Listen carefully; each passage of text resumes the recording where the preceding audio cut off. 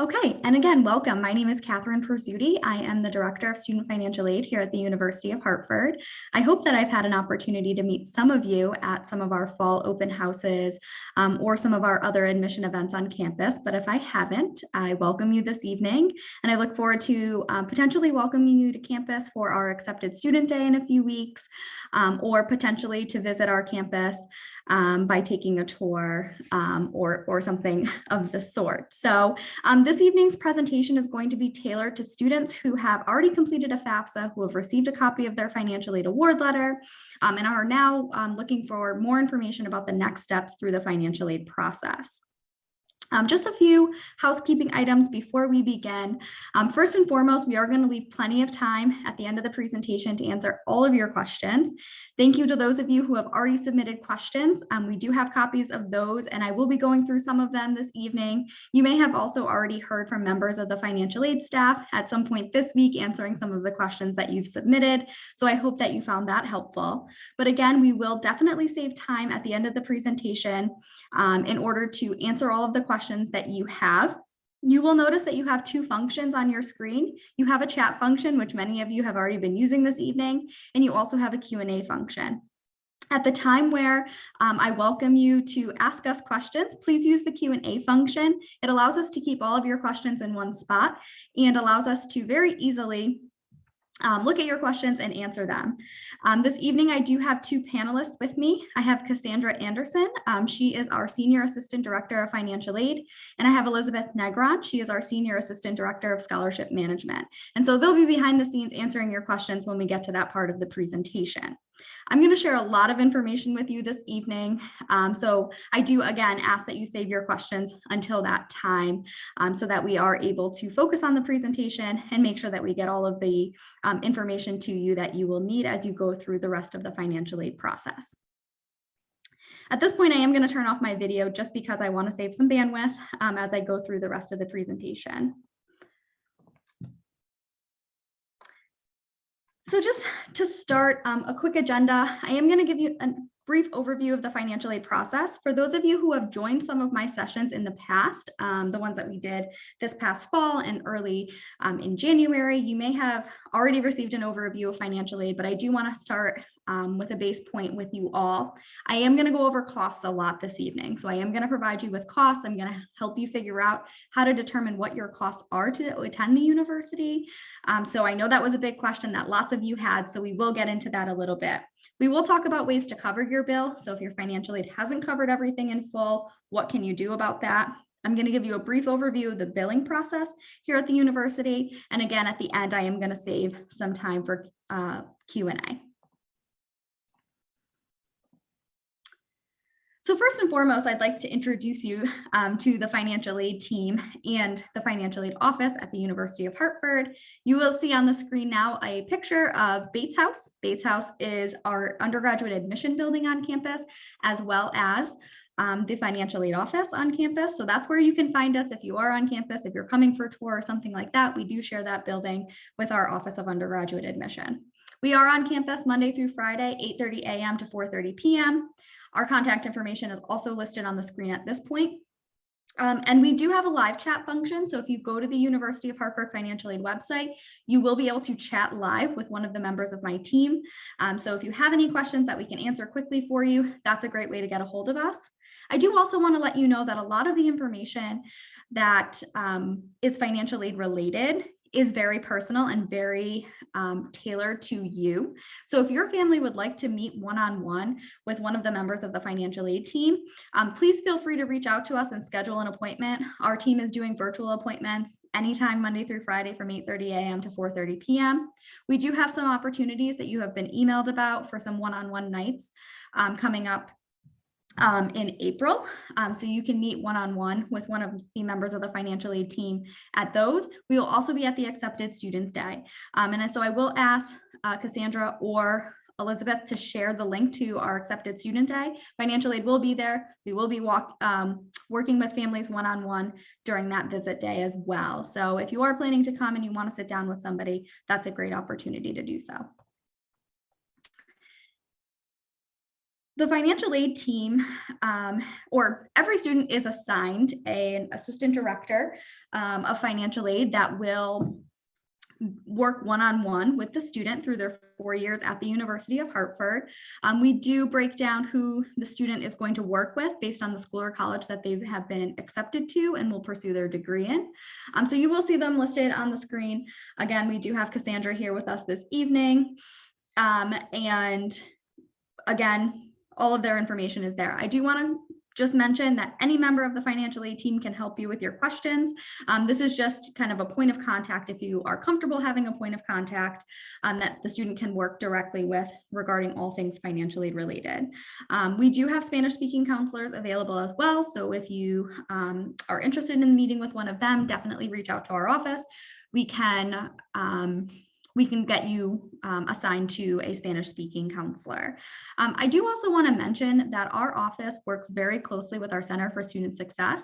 So if you've been attending some of our admission and student service related events throughout the admission cycle, you may have heard a lot about our Center for Student Success, and that's basically our one-stop shop on campus. So that's where our first-year advisors live. They answer basic financial aid and billing questions, and we work really closely with those advisors who are also broken down by school or college. So we do have a really great working relationship with them, and we'll support students through their first year as well. So what is financial aid? Financial aid is grants. Financial aid is scholarships. That's usually what comes to mind first when a family is thinking about what financial aid actually is. Financial aid is also loans though. So loans that are in the student's name, loans that are in the parent's name. And financial aid is also employment opportunities. And the University of Hartford Financial Aid Office will work with families on all of these financial aid opportunities. So as long as a student has completed a FAFSA and it's been submitted to UHART, they will automatically be reviewed for all of these different types of financial aid. Students should have received a copy of their financial aid award letter in the mail. Yes, we mail it. If they haven't received it, they can definitely reach out to our office and we can get it to them electronically or send them an email with a breakdown of their financial aid. So again, if you haven't received the financial aid award letter, but you have completed a FAFSA, make sure you contact us. I will say that once a student does submit a tuition deposit to the university, they will have access to our online student portal called the Student Self-Service Center. And that's where they can view and accept their aid online. But for now, everything is via paper.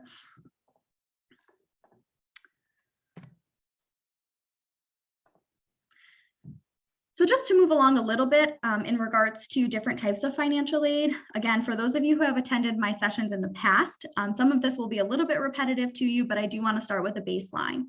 When the student applied to the University of Hartford, they were automatically reviewed for all of our academic and talent awards. It's based on a review of the different types of admission criteria that they may have submitted to the university. So things like GPA from high school, SAT scores, potentially for the Hart School or the Hartford Art School, an audition or a portfolio score. So we have all of that information and they are automatically reviewed for these academic and talent awards. At this point in the process, the student should have already received information about that and should know how much that particular award is. One of the big questions we get at this point in the process is what needs to be done in order to renew that particular award from year to year. So that award is generally renewable for up to 4 years of academic study or 8 semesters of academic study, full-time academic study. And there is a GPA requirement for many of those awards. So our Regents Scholarship, our President's Scholarship, both require a minimum 3.0 grade point average cumulative as the student progresses in their degree. Some of our awards don't require that higher 3.0 grade point average, but just require what's called satisfactory academic progress. Satisfactory academic progress is twofold. It means that the student must successfully complete between 12 and 15 credits per semester and must keep their GPA above a 2.0. So again, that is going to vary slightly based on the type of scholarship that the student has. We can definitely answer individually based on the student's individual award, what type of requirements from an academic perspective the student needs to meet in order to renew that particular award. So you can definitely reach out to our office, or if you have an opportunity to do one of our one-on-one sessions, we can answer those questions for you. So again, the student should already know about their academic talent award, and they should have seen that listed directly on their financial aid award letter when they received it. The next piece of financial aid that I'd like to talk about are need-based financial aid awards. These awards are generally based on the results of the FAFSA, or the free application for federal student aid. It is likely that you've already completed the FAFSA and have already received a copy of your need-based financial aid award. If you haven't, it is not too late to apply for the fall of 2022. It does need to be completed online at studentaid.gov. We automatically review all students for any type of institutional, federal, and if you're from Connecticut, state aid opportunities. So the student would automatically get the maximum need-based award that they are eligible for, because we would automatically review them for these types of awards. In terms of applying for need-based aid, there is no other application required, so it is just simply the FAFSA form. In terms of renewing need-based aid, a question that we get a lot is, will my need-based financial aid stay the same from year to year? And the answer to that is generally yes. Your need-based financial aid award will stay the same from year to year. You do have to renew the FAFSA every year, and our FAFSA renewal deadline is April 1st of each academic year. And so as long as the student meets that deadline, and as long as the family's need level stays the same, then the need-based financial aid that the student has received will stay the same as well. The example I give, although it's probably a bit far-fetched, the example I give is if for some reason the family wins the lottery, there might be a change to need-based financial aid awarding, but generally speaking, if there's no job changes, then the financial aid amount should stay the same from year to year. The student does need to meet satisfactory academic progress in order to renew need-based financial aid as well, though. So if a student is not in good academic standing, we will not renew need-based financial aid either. One of the different types of need-based financial aid awards that I'd like to go into a little bit more detail about is employment opportunities on campus. So the University of Hartford does participate in the Federal Work Study Program. The Federal Work Study Program is actually a program that is offered through the U.S. Department of Education. So essentially, the U.S. Department of Education allows the University of Hartford to provide students a set amount through the Federal Work Study Program to work on campus. The student will earn a biweekly paycheck. And so what that means is when you're going through the process of determining how much it will cost for the student to attend the university, you should not include federal work study as a way to help cover the student's costs. They have to earn those funds, and they will earn them throughout the academic year. And so what we generally say to families is that's a good opportunity for the student to earn that biweekly paycheck and use that money from semester to semester to cover books or to cover some other not billed or indirect costs, which I'll go into more detail about shortly. Federal work study is listed on the student's financial aid award letter, so you should see if the student was eligible for that particular program. Now, unfortunately, there is a limited amount of funding for that particular program, so it is possible that the student is eligible based on need, but that we were unable to offer that program to them, but we do have a waiting list for those funds. So if it's something that the student thinks that they might want to work on campus and earn that biweekly paycheck, they can reach out to our office. At the end of the presentation, I will share our email address, and we can definitely get them added to our wait list. There is opportunity to work on campus through part-time employment opportunities. Not through the Federal Work Study Program, so not through need-based aid opportunity. There is a more limited amount of jobs when it's not through the Federal Work Study Program, but it's not impossible, and certainly we offer many opportunities for students in that way as well. I will also just mention here that we understand that the FAFSA form does look at your 2020 tax information, and we understand that that might not be reflective of your current financial situation. If you feel that there's been a big shift in your income level since 2020, you can definitely reach out to our office. We do have a process to review documentation that you might submit of a job loss or a job change or something like that. So I'll go into more detail about that later, but I do just want to mention that there is a process for that.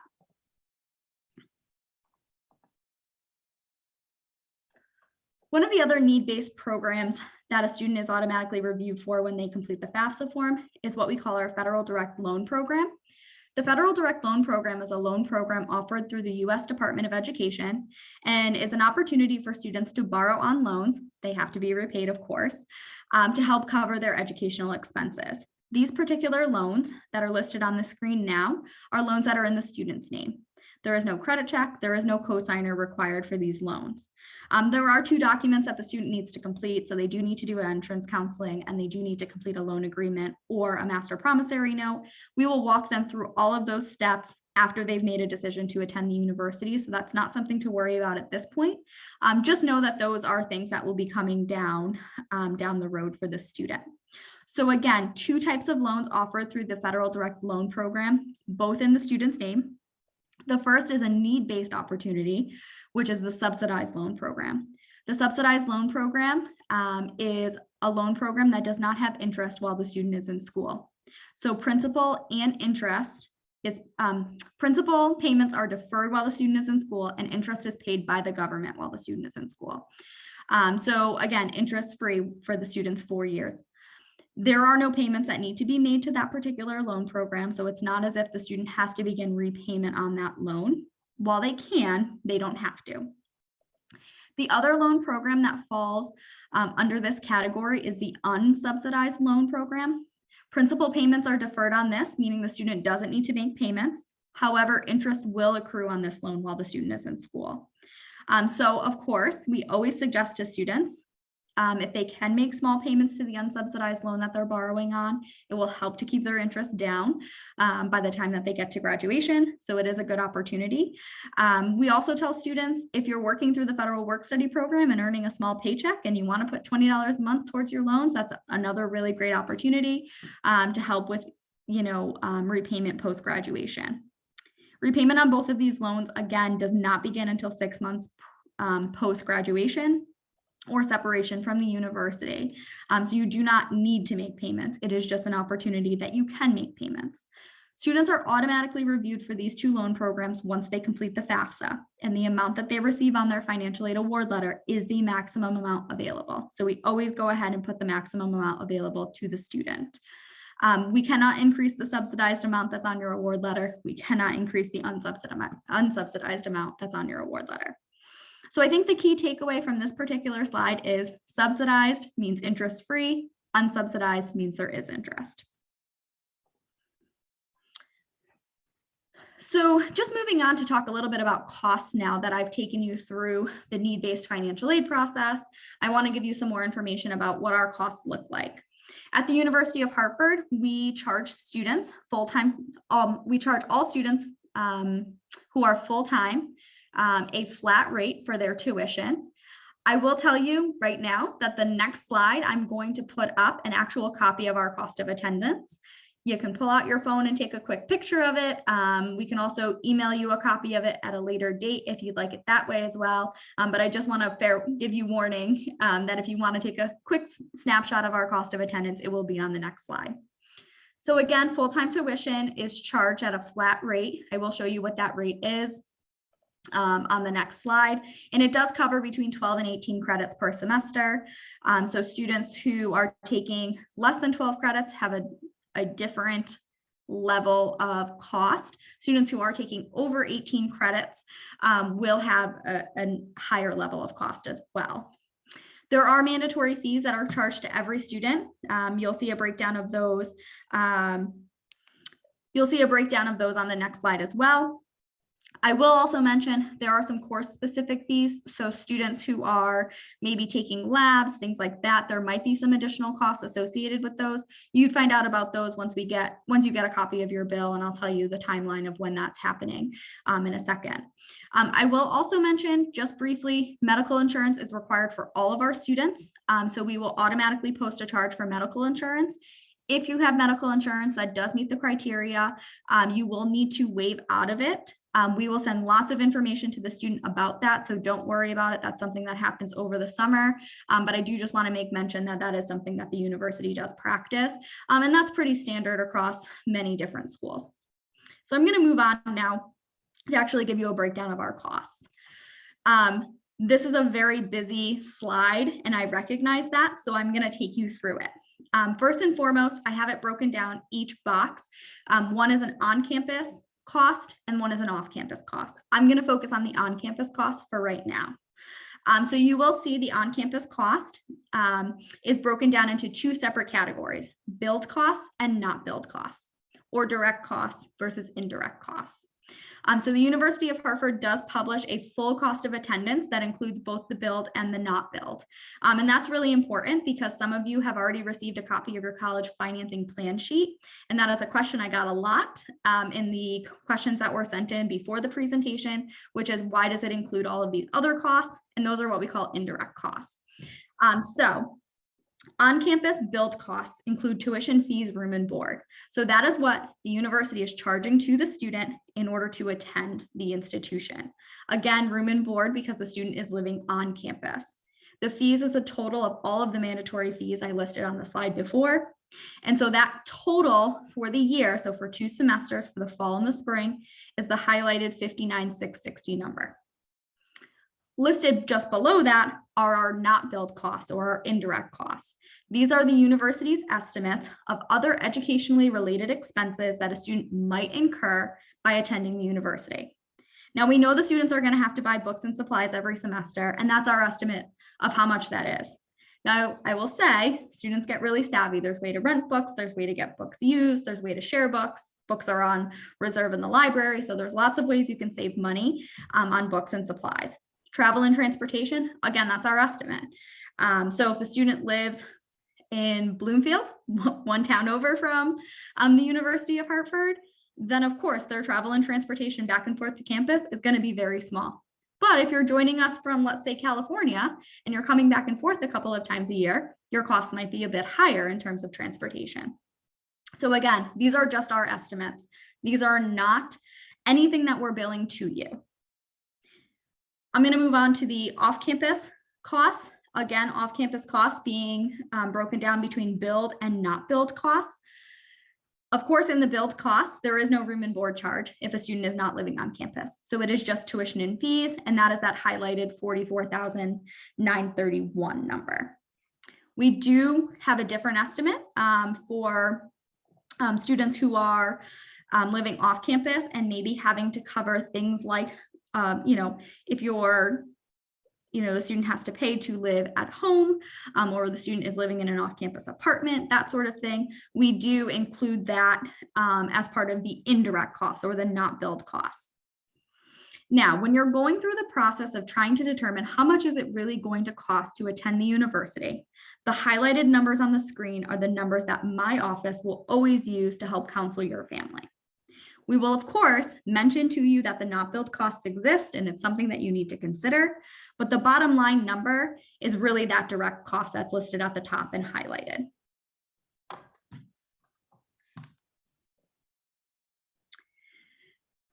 When you received a copy of your financial aid award letter, you probably received a copy of this college financing plan sheet.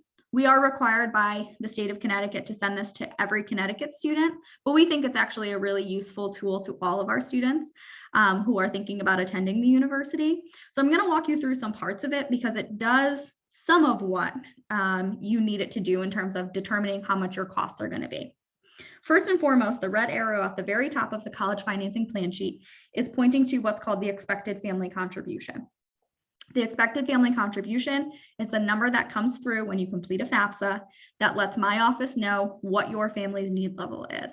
It is not how much you're going to pay to attend the institution. That particular amount is going to vary by student, but it allows us to compare students kind of on an even playing field, right? It allows us to compare student A to student B. The lower the expected family contribution, the more need the student has. The higher the expected family contribution, the less need that the student has. The box just under that says total cost of attendance. Total cost of attendance does include both direct and indirect, or billed and non-billed costs. Okay, so it does include both. So it is not just looking at those billed costs that I mentioned on the previous slide. So that's why I said it does sort of what you want it to do.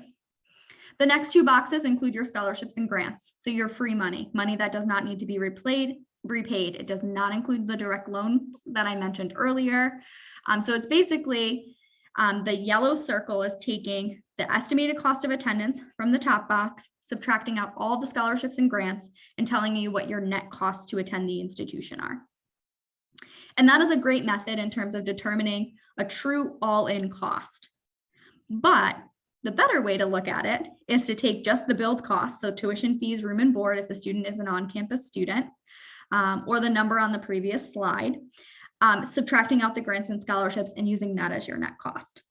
Now, a lot of students that attend the University of Hartford are using the loan options I mentioned before, and you would see those listed just below the yellow circle on the screen. So they have the direct subsidized and unsubsidized loan listed there, and they also have work opportunities listed if the student is eligible for those work opportunities. And again, those are ways to help cover the costs that are not necessarily considered a grant or scholarship or free money, so to speak.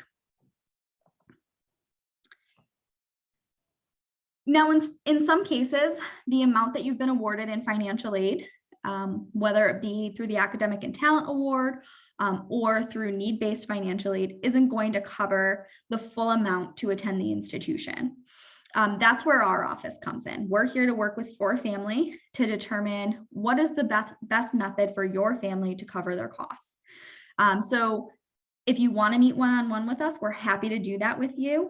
And so I am going to go into some details about some of the options that we would go over with your family. Those options include our payment plan, additional loan options, and ways to apply for additional scholarships. First and foremost, in terms of payments, I do just want to mention that we do have a fall and spring payment plan. So a lot of families ask about our payment plan. So we do have a 5-month plan for each semester. So you can take your total cost, divide it by 5 months, and make a payment once a month. There is no interest that accrues on that or any late fees associated with that. There is a $40 enrollment fee because we do use an outside vendor for it. But that being said, again, a great option for your family. One thing we always tell families is you may not be able to cover the full cost of each semester on the payment plan, but let's say that your family knows that they can contribute $300 a month in a payment plan. Set up a payment plan for $300 a month. That means that you would have to borrow less if you were going to borrow on a loan to help cover the rest of the balance. So again, a really good opportunity for families to make small payments towards the student's costs. Of course, we do accept payments directly through our student portal that I mentioned earlier, and those can be credit or debit card payments or electronic check payments. One option that I'd like to go over this evening is what's called the Federal Direct Plus loan. This is an opportunity for parents to help students cover their costs, so what's not covered by financial aid, by borrowing on a loan through the Federal Direct Loan Program. So this is a little bit different than the subsidized and the unsubsidized loan in that the parent is the borrower of this loan. So the parent will have to do an application in order to be determined eligible for this particular loan program. And the student doesn't have any obligation for repayment on this particular loan. I will say, of course, many parents borrow this loan and make an informal agreement with students to help cover those costs at a later date. This is a credit-based loan. And so they are going to be looking to determine your eligibility based on your credit history. Now, what they're looking at is the absence of adverse credit. And so what that means is there are 4 main factors they're looking for. It's not based on your credit score. It's not based on your debt to income ratio.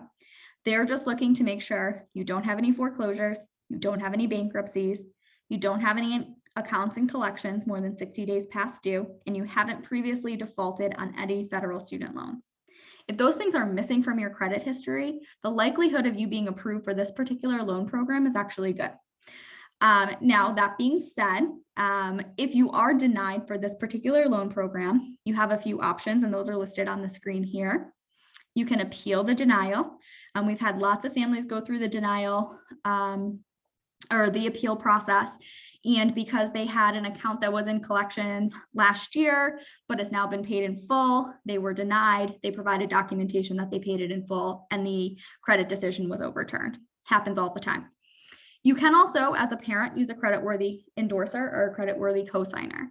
So grandma, aunt, uncle wants to co-sign on the loan for you, that's great. You can proceed with that as well. And then the last option is that the student becomes eligible for some additional unsubsidized direct loan money. So I mentioned earlier that we give the maximum right up front. That is true unless the parent is denied the parent loan. Then the student becomes eligible for an additional $4,000 in the unsubsidized loan program. It's a little early to go through this process right now. The reason for that is the credit check on this particular loan program is only valid for 180 days. And so we don't suggest that you complete this process yet. We typically say wait till May or June. That makes sure that we can get all of the funds here and apply to the student's account once the fall semester begins at the end of August, beginning of September. The application for this particular loan program is completed online at that same website you use to complete the FAFSA, which is studentaid.gov, and you can do a lot more reading about this loan program. If you are approved for the loan, the parent can borrow the full amount to cover the student's full year costs, and you're only borrowing for each year. So you will have to, if you decide to use the parent loan or the Direct Plus loan to help cover the student's costs throughout their 4 years, you will have to do 4 applications, 1 for each year. And so you can make changes to the way that you're covering your costs from year to year. You don't need to borrow the full amount for all 4 years up front. Another opportunity that we would counsel your family on as a way to help cover costs that are not covered by the financial aid the student's already been offered is through private or alternative loans. Now, generally speaking, these private or alternative loans, the student is the borrower of the loan. So the student will have to go through a credit check. Now, many of you are thinking, well, the student doesn't have any credit because they're 17 years old or they just turned 18, they haven't had enough time to build credit, and that is true. So what that means is that the student will need a creditworthy cosigner to cosign on the loan with them. Now, that creditworthy cosigner can be anybody. It can be a parent, a grandparent, an aunt, uncle, a family friend, whoever is willing to borrow on with the student to help cover their costs. Of course, the cosigner only becomes required to make repayment on those costs or on that particular loan if for some reason the student doesn't make payment. Generally speaking, a lot of these loans allow the student to defer payments on the loan while they're in school. So it's a good opportunity for the student not to have to make payments. But again, if they're doing work study or have some on-campus employment or working part-time while they're going to school, we would always suggest to go ahead and take some of that money and make small payments towards their loans to help keep the interest down, because generally speaking, interest will accrue on these loans while the student is in school. Now, we don't tell the student you should apply for this loan, but we do maintain a list of suggested lenders, and we do compile some basic information regarding these particular loans. And so some things that we would tell families to think about when they're choosing a lender is the interest rate. So what is the interest rate range? It's going to vary by lender. What are the repayment options? Some of these loan programs do require repayment while the student is in school, so you want to just make sure that you know that up front. Sometimes there's fees associated with the loan, so meaning the lender will charge an additional fee in order to send the funds to the university. You would want to know that up front. Some of these loans do have what's called cosigner release as well. So that means if the student makes a certain number of years of on-time consecutive payments upon graduation, there is a way to release the cosigner from liability on the loan at that point in time. So that's a really good option that you could consider as well. So if the student was to meet with our office and wanted to talk a little bit about private or alternative loans, these are the types of things that we would go over and kind of point them in some general directions of some things that were most important to them. Lastly, I'd like to just talk a little bit about applying for some additional scholarships. So outside of the university, there are many civic organizations or churches or nonprofit groups that offer scholarships to students based on a number of different criteria. Sometimes it's academic, sometimes it's about community involvement, sometimes it's about leadership, lots of different things. Now is the time to be applying for those. Those deadlines are soon if they haven't already passed. So if the student hasn't applied for any additional scholarships, now's the time to get working on that. We do maintain some outside scholarship search engines on our website. And we also always suggest families to contact the high school's counseling office or the student school counselor for local scholarships. Some high schools use a system called Naviance, and sometimes they'll post those local scholarships there as well for students to access. Students should not wait till the last minute to do these because these applications sometimes require essays or copies of high school transcripts or recommendations from, a counselor or something like that. So again, don't wait till the last minute. Don't wait until the fall semester starts in order to start thinking about applying for these additional scholarships. Now is the time to go ahead and get working on these. As promised, I just want to talk a little bit about the timeline in terms of covering payment. So the first fall semester bill will release the first week of July. So we do have time. Students are going to come to orientation. We will be available to talk with them at orientation. Parents, there will be a session at orientation when the time comes where you'll be able to learn a lot more about the billing and financial aid process at the university with a lot more detail than I even provided this evening. So we'll give you lots more information, but that first bill will come out the first week of July and will be due by the end of July. So that gives us a full month to work with your family to go over different options to help you through the loan process if it's needed. And then we will bill again for the spring semester. The spring semester bill will release the first week in January and will be payable by the start of the spring semester, which is late January. So you will, when you receive the bill in July, it will be only for the first semester. So just keep that in mind. So what's next? Obviously, your next step is to meet with financial aid, talk to us about any questions that you have. Let us walk you through the process. Let us help you determine the best way for you and your family to help cover your costs. And then you need to deposit to the university. So the deposit is due by May 1st. Completing your deposit by May 1st means that you have secured your financial aid to attend the institution. It will also give you access to our online student portal and your University of Hartford email address. So the student will start to get lots of more information from the university to that email address once they've submitted that tuition deposit. Again, the deadline for that particular deposit is May 1st. There are some cases where the financial aid office is going to ask students to supply us additional documentation. We generally start to release that information after the deposit deadline in May.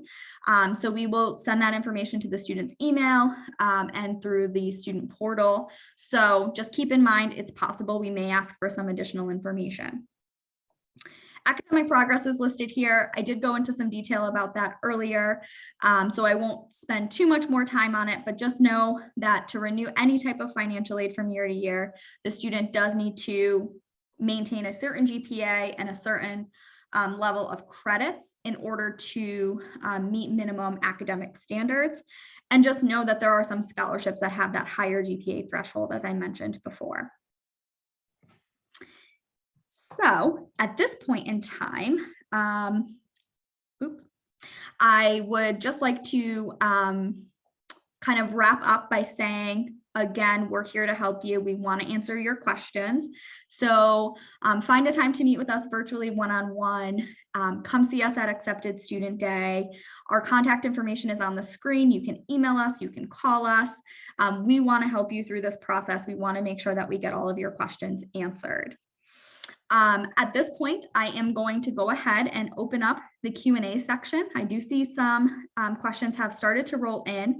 I'm going to start with just answering one quick question that came up a lot in the questions that were sent into our office prior to the presentation. And that question is, what if we want to appeal the amount of financial aid that we have been offered? And so the answer to that is this. If your family feels that there is some unusual circumstance which requires additional financial aid beyond what you have already been offered, the only way that I can answer the question on whether or not additional aid is available is for you to contact our office and explain those circumstances and allow us to counsel you and walk you through that. Now, that being said, as I mentioned earlier, there are times where the FAFSA, for example, doesn't reflect your family's financial situation. there was a job loss, there was a job change, there was a medical circumstance that's not reflected on the FAFSA. We have a process for that. So contact our office, let us walk you through that.